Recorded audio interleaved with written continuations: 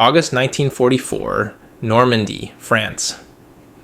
The war room at Field Marshal Bernard Montgomery's headquarters smelled like stale cigarette smoke and damp canvas. Outside, the summer rain drummed against the tent walls. Inside, Montgomery stared at a map that showed a problem getting worse by the hour.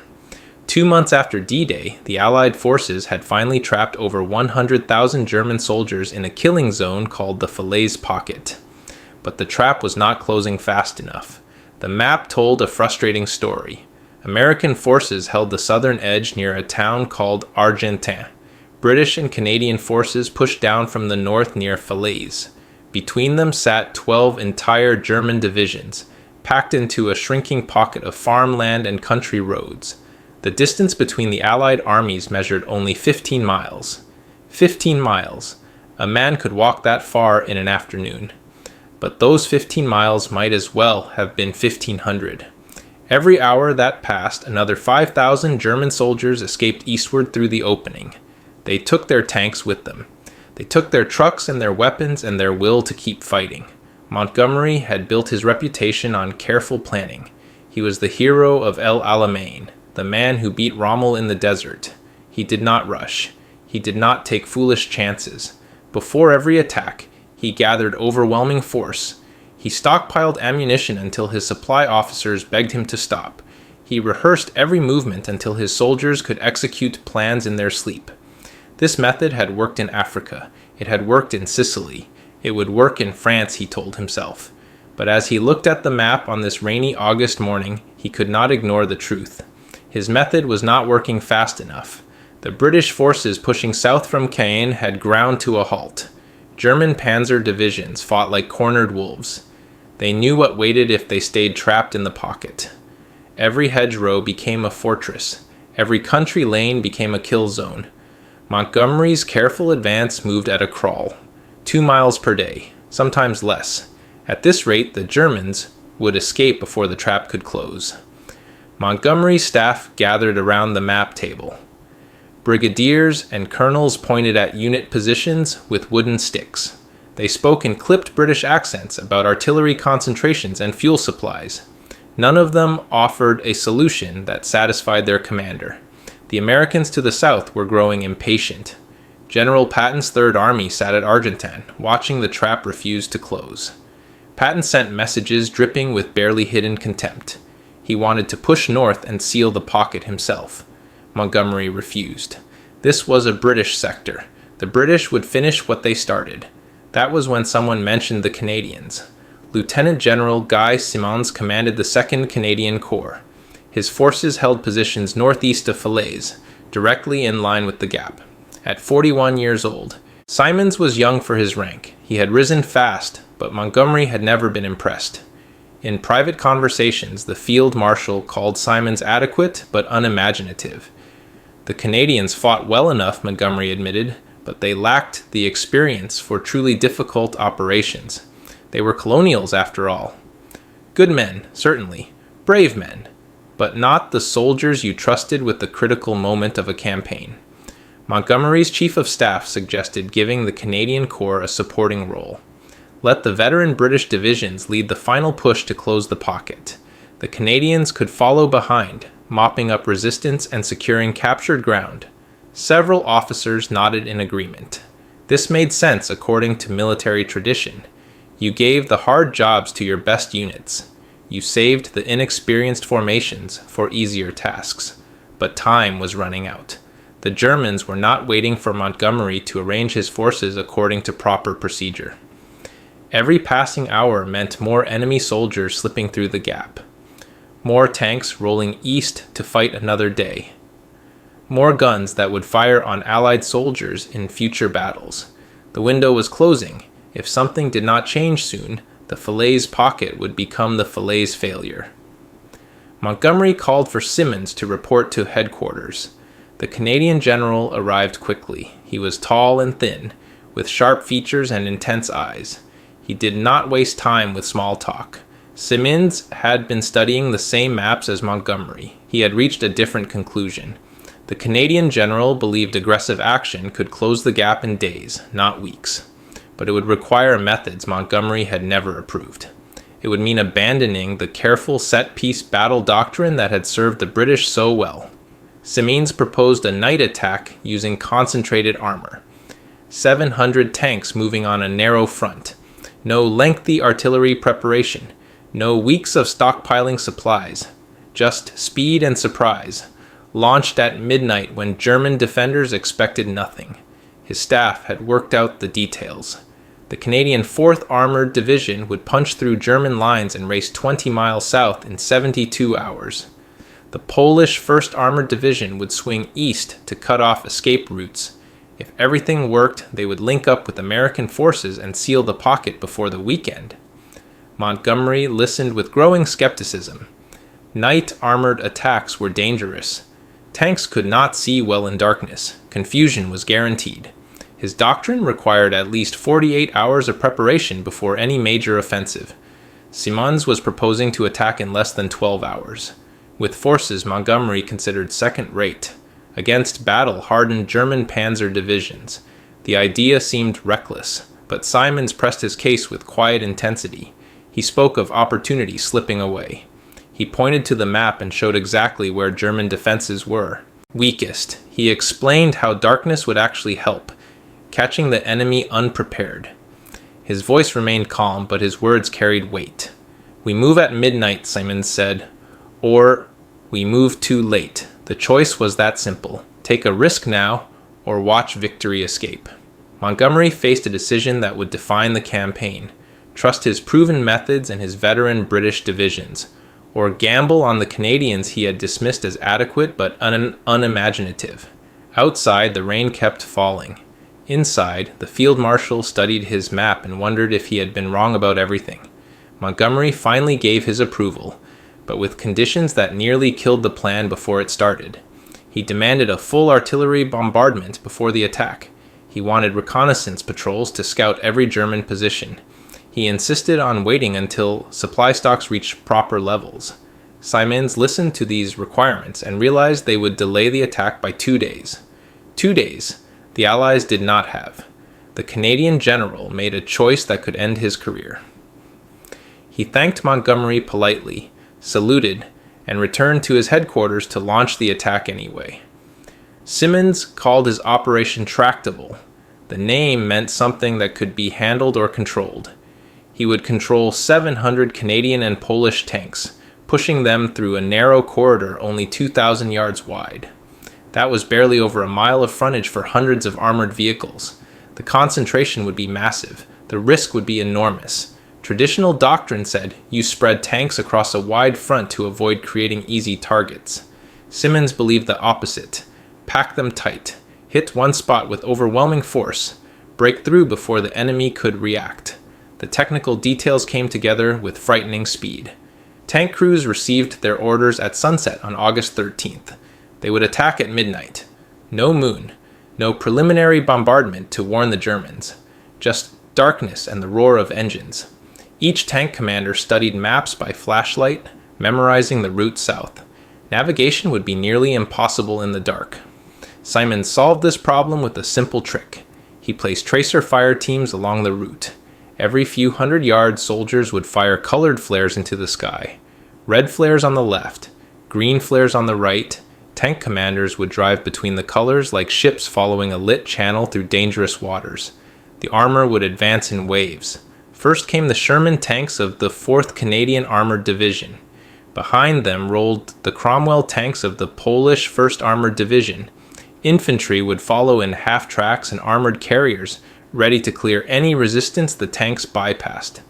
The plan called for the lead elements to cover 20 miles in 72 hours. That meant averaging nearly 7 miles per day, while fighting through prepared German defenses. Most commanders would have called this impossible. Simonds called it necessary. Not everyone agreed with the plan. When word reached Montgomery's headquarters, several British staff officers tried to stop the attack. They sent urgent messages demanding Simonds wait for proper artillery support. The Canadian general ignored them. Across the lines, American General Patton heard about the midnight attack and laughed. He told his staff that Monty's Canadian experiment would end in disaster. Patton bet his intelligence officer $50 that the Canadians would not make it 5 miles before dawn. But Simonds had one powerful supporter. Air Marshal Arthur Tedder commanded Allied air forces in Europe. Tedder had watched Montgomery's careful methods waste precious time throughout the campaign. He believed the war could have ended weeks earlier with more aggressive tactics. When Tedder learned about Simons's plan, he immediately pledged full air support. He went further. Tedder sent a private message to Montgomery's headquarters. If anyone tried to cancel the Canadian attack, Tedder would personally take the matter to Prime Minister Churchill. Montgomery's staff got the message. The attack would proceed. At 11:30 on the night of August 14th, Canadian tank crews climbed into their vehicles. The night air felt cool after the heat of the day. Clouds covered the stars. Perfect conditions for a surprise attack. Engine noise filled the darkness as hundreds of tanks started their motors. The sound rolled across the Norman countryside like distant thunder. German soldiers in their foxholes heard the rumbling but could not see its source. They waited nervously, staring into blackness. Midnight came. The first wave of Sherman tanks lurched forward. Commanders stood in their turrets, watching for the colored flares that would guide them south. Red on the left, green on the right. The system worked better than anyone expected. Within an hour, the entire armored column was moving through the night like a steel river flowing toward the sea. German defenders barely knew what hit them. They expected attacks to come at dawn after artillery bombardment. Instead, tanks appeared out of darkness with no warning. The first German defensive line collapsed in less than 2 hours. Crews abandoned their positions and ran. By 4 a.m, Canadian forces had punched 8 miles through enemy territory. Patton owed his intelligence officer $50. The advance continued through August 15th and 16th. The 4th Canadian Armored Division covered 14 miles in 36 hours of nearly continuous movement. Tank crews fought exhaustion as much as enemy fire. They grabbed sleep in 10-minute intervals, while mechanics refueled their vehicles. Ammunition ran low. Food ran out. Nobody cared. They kept moving south. The Polish 1st Armored Division swung east to cut escape routes. Their objective was a hill marked on maps as Hill 262. French civilians called it the Mace because of its distinctive shape. The hill dominated the surrounding countryside. Whoever controlled it could see for miles in every direction. German commanders knew the hill's importance. They poured reinforcements into defensive positions around its slopes. Polish tanks reached the base of Hill 262 on August 19th. They attacked uphill against dug-in German positions. The fighting turned brutal. Polish tankers burned through their ammunition in hours of combat. When shells ran out, they used machine guns. When machine gun belts emptied, officers drew pistols and kept fighting. The Poles would not retreat. Their country had been crushed in 1939. They had waited 5 years for a chance to strike back at Germany. Hill 262 became that chance. By nightfall on August 19th, Polish forces held the summit. They had paid a terrible price. Some units suffered 90% casualties. Dead and wounded covered the hillside. But the Poles controlled the high ground. From the summit, they could see the entire Falaise Pocket spread below them like a map come to life. German vehicles jammed the roads, trying desperately to escape east. Polish artillery observers called in fire missions on the packed columns.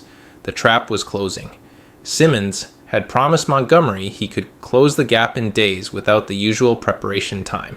He had done it operating with only 60% of the ammunition stocks Montgomery considered minimum for offensive operations. The Canadian general proved that speed and aggression could substitute for material superiority. His tanks had broken through 3 German defensive lines using darkness and surprise instead of Montgomery's preferred methodical bombardment. The gap between Allied forces had shrunk from 15 miles to just 2 miles in 4 days of fighting. Montgomery watched reports flood into his headquarters. The Canadians had done what his British divisions could not. They had punched through where careful planning had failed. The field marshal faced a moment of reckoning. He had called Simonds adequate but unimaginative. He had dismissed the Canadian Corps as inexperienced colonials. Now those colonials were closing the most important trap of the entire French campaign. Montgomery picked up a pen and began writing new orders. orders that would change how the Allies fought for the rest of the war. But the final act of the Falaise drama was still unfolding. The numbers coming across Montgomery's desk told a story he could barely believe. 4 days earlier, the gap between Allied forces had measured 15 miles. Now, on August 20th, Canadian and Polish units were within 2 miles of linking up with American forces at a small French town called Chambois. The trap that had seemed impossible to close was finally shutting. Inside the shrinking pocket, 50,000 German soldiers faced capture or death. Their escape routes were vanishing hour by hour. Canadian forces pushed south, while American units held the southern edge near Argentan. The Germans trapped between them fought with the fury of desperate men. They knew what the pocket meant. Surrender or die. No other options remained. But the mathematics of the trap worked against them. Every mile the Canadians advanced cut off another 1,000 German soldiers from escape. Every hour, Polish forces held Hill 262 meant fewer vehicles could slip through the narrowing gap. By August 21st, the pocket was sealed. Canadian and Polish troops linked up with American forces near Chambois, completing the encirclement. The killing ground inside measured roughly 20 miles long and 10 miles wide. Into this space were jammed the remnants of 12 German divisions. Tanks sat bumper to bumper on country roads. Trucks filled with wounded soldiers could not move forward or backward. Artillery pieces stood abandoned when their crews ran out of ammunition or fuel. The stench of death rose from the pocket like visible smoke. Allied aircraft flying overhead at 8,000 feet could smell the carnage. 10,000 horses rotted in the summer heat. The German army still relied on horses to pull supply wagons and artillery. When Allied planes strafed the packed columns, the animals died by the hundreds. Their bloated bodies lined every road. Mixed among them lay 10,000 fallen German soldiers. The pilots could see the killing ground from miles away, marked by columns of black smoke from burning vehicles and the terrible smell that rose even to their altitude. Canadian troops who entered the pocket after the fighting described scenes from nightmare. One officer wrote in his diary that the roads were paved with carcasses and burning vehicles. You could walk for miles, he said, and never touch ground. Just step from one corpse to the next. Another soldier remembered the sound. Thousands of wounded men crying for help, in German. The crackling of fires consuming trucks and tanks. The constant buzz of flies so thick the air seemed to move. The final count of destruction took days to complete. 10,000 German soldiers perished in the pocket. Another 50,000 went into captivity, many of them wounded. Allied forces captured or destroyed 344 tanks. Hundreds more trucks, cars, and artillery pieces filled Allied salvage yards. An entire German field army had been erased from the battlefield in less than a week. But the Germans did not surrender easily. The 12th SS Panzer Division, some of the most fanatical troops in Hitler's army, launched 17 separate counterattacks trying to break the Allied ring. They focused their fury on Hill 262, where Polish forces held the high ground. The Germans knew if they could recapture the hill, they could reopen escape routes for thousands of trapped soldiers. The Polish defenders faced hell on earth. Wave after wave of German tanks and infantry attacked their positions. Artillery shells rained on the hilltop constantly. The Poles fired until their gun barrels glowed red. They loaded shells so fast the metal became too hot to touch. When ammunition ran low, they rationed every bullet. Polish tank crews who ran completely out of shells climbed from their vehicles and fought with rifles. Some units suffered 90% casualties, 9 out of every 10 men killed or wounded, but the survivors held. One Polish tank commander later described the final German attack. Enemy tanks appeared through the smoke at dawn, he said. We had 3 shells left, 3 shots to stop a dozen panzers. We waited until they were 50 yards away, close enough to guarantee hits. We destroyed 3 tanks with 3 shots. The rest turned back. They knew we would sell every inch of that hill for blood. Montgomery watched the battle reports with growing amazement. His original plan using British divisions had failed completely. Those veteran units had stalled against German defenses, gaining barely a mile per day. The Americans, waiting to the south, had grown so impatient that Patton threatened to push north without permission. If Patton had done so, he would have created chaos as American and British forces collided in the confusion of battle. Instead, the Canadians and Poles had closed the trap using methods Montgomery had explicitly forbidden. No lengthy artillery preparation, no weeks of stockpiling supplies, just 4 divisions of Canadians, 1 division of Poles, and 1,200 aircraft providing air support. Conventional military wisdom said closing the Falaise Pocket required at least 8 divisions and a week of careful preparation. Simonds had done it with 5 divisions in 4 days. The comparison haunted Montgomery. His careful methods had achieved nothing. Aggressive tactics he considered reckless had achieved victory. The colonials he dismissed as inexperienced had outfought his veteran British divisions. The young general he had underestimated had shown more imagination than anyone in Montgomery's headquarters. On August 20th, Montgomery sent an official dispatch to London. The message would be read by Churchill and the entire British War Cabinet. Montgomery chose his words carefully. "The Canadian Corps has exceeded all expectations," he wrote. "Their aggressive spirit has sealed victory." These were not easy words for a proud British field marshal to write. They acknowledged that others had succeeded where he failed. But Montgomery was honest enough to admit the truth when facts made denial impossible. The success at Falaise produced unexpected consequences that rippled through the entire Allied command structure. Montgomery ordered an immediate review of operational doctrine. Night armored attacks would become standard practice for British forces. The careful, methodical approach that had served in Africa would be modified for the fast-moving European campaign. Speed and aggression would receive more emphasis. Surprise would matter as much as material superiority. American commanders took notice too. Patton studied reports of the Canadian night attack with genuine interest. His Third Army would use similar tactics in the Lorraine campaign just weeks later. The methods Simonds pioneered at Falaise spread through Allied armies like wildfire. What had seemed reckless in mid-August became accepted doctrine by September. The Falaise Pocket marked a turning point not just in the battle for France, but in how modern armies thought about armored warfare. Before Falaise, tanks were used carefully, husbanded like precious resources.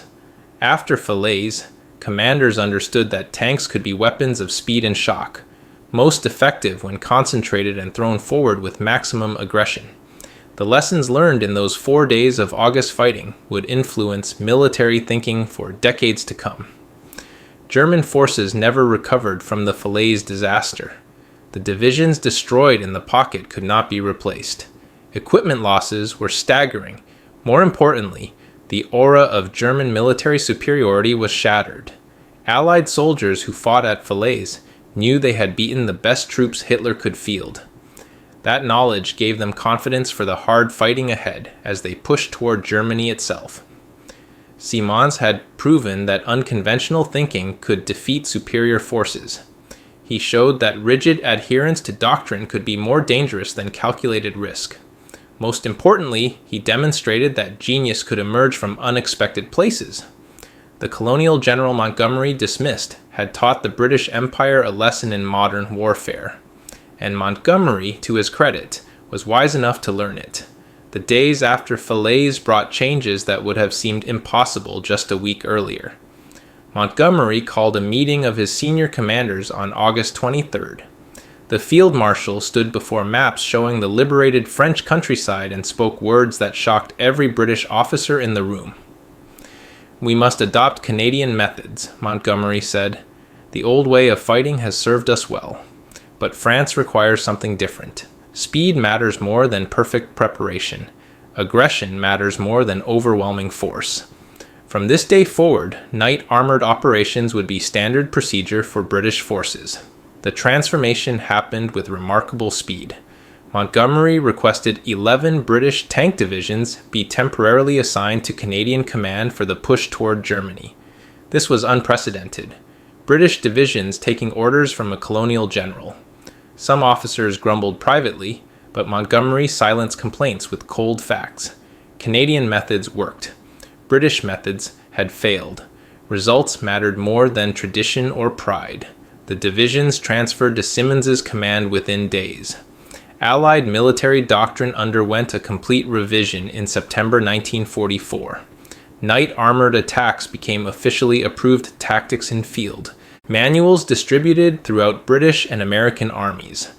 The careful set-piece battles Montgomery preferred were relegated to special circumstances only. The new doctrine emphasized rapid movement, concentrated force on narrow fronts, and accepting risk in exchange for speed. Every major element came directly from Simonds's playbook at Falaise. American forces adopted Canadian techniques with enthusiasm. Patton's Third Army used night armored assaults during the Lorraine campaign in late September. Other American commanders studied reports from Falaise and incorporated the lessons into their planning. By October, night attacks were happening across the entire Western Front.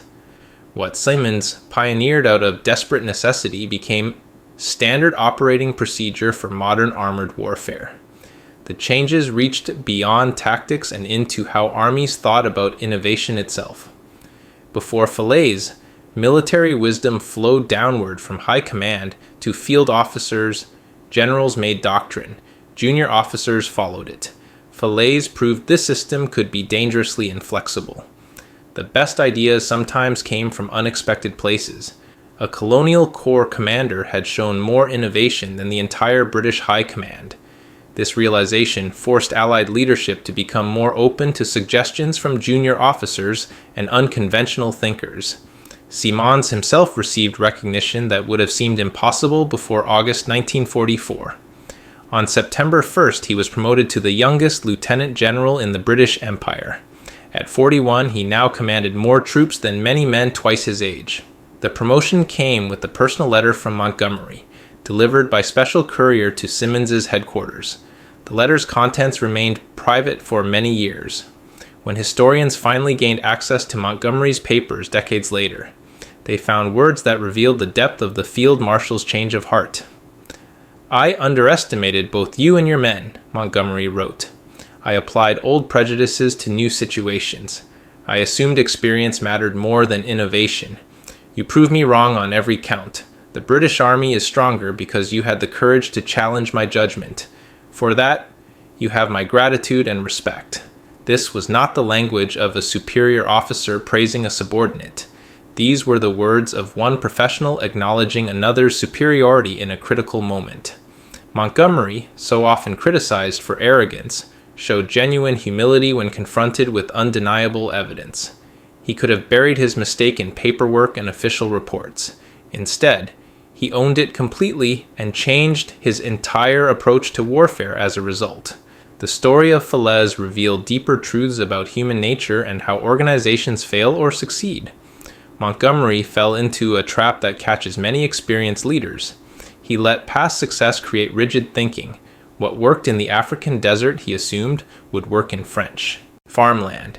He confused consistency with wisdom. The field marshal also allowed prejudice to cloud his judgment. Simonds was a colonial, younger, less proven. Therefore, Montgomery assumed less capable. This kind of thinking costs wars, but the story also showed Montgomery's strengths. When faced with overwhelming evidence that he was wrong, he changed course completely. He did not make excuses or shift blame to subordinates. He acknowledged Canadian success publicly and restructured British operations to learn from that success. Many leaders in Montgomery's position would have found ways to diminish or dismiss what the Canadians achieved. Montgomery instead amplified it and made sure the entire Allied command learned the lessons. Simonds demonstrated that innovation often comes from those closest to the problem. High commanders see wars through reports and maps.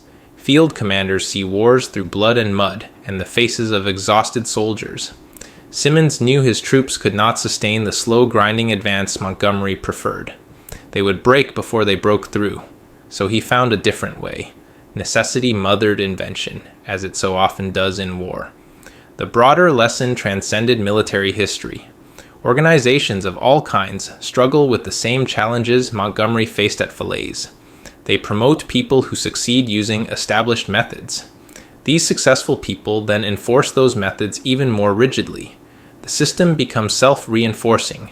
Anyone suggesting different approaches gets labeled as inexperienced or unrealistic.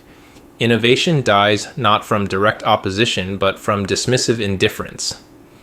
Breaking this cycle requires what Montgomery ultimately showed: the courage to admit error, the wisdom to recognize good ideas regardless of their source, the flexibility to abandon cherished methods when circumstances demand change. These qualities matter as much in businesses, schools, and governments as they do in armies. The structures differ, but the human challenges remain identical. Modern military forces still study Falaise as a teaching case. The Canadian Forces War College requires all senior officers to analyze Simonds' operation in detail. American armor schools use Falaise to illustrate principles of concentrated force and rapid exploitation. The battle appears in staff college curriculums from Britain to Australia to India. 80 years later, the lessons remain fresh because the challenges remain constant. How do you balance preparation with speed? When should you follow doctrine and when should you break it? How do you recognize genius in unexpected packages? The Falaise Pocket teaches us that the greatest victories often come not from perfect preparation, but from leaders willing to risk imperfect action when the moment demands it. Simonds did not have everything he wanted. He lacked ammunition, time, and his commander's full support. He attacked anyway, because waiting meant losing. His willingness to act despite incomplete resources achieved what unlimited preparation could not. The story also teaches us about the importance of intellectual humility. Montgomery was one of the most successful generals of World War II. His victories in Africa made him a household name across the British Empire. Yet he was wrong about Falaise, wrong about the Canadians, wrong about the methods needed for victory. His willingness to admit these errors and learn from them showed a kind of courage different from battlefield bravery, but equally important. It is the courage to say, "I was wrong," and then change. In the end, Falaise reminds us that progress comes from unexpected places when we create space for it. The colonial general taught the empire. The unimaginative commander showed genius. The adequate troops achieved the impossible. They did so because one man refused to accept limits others placed on him, and because another man was big enough to admit his mistake and learn from it.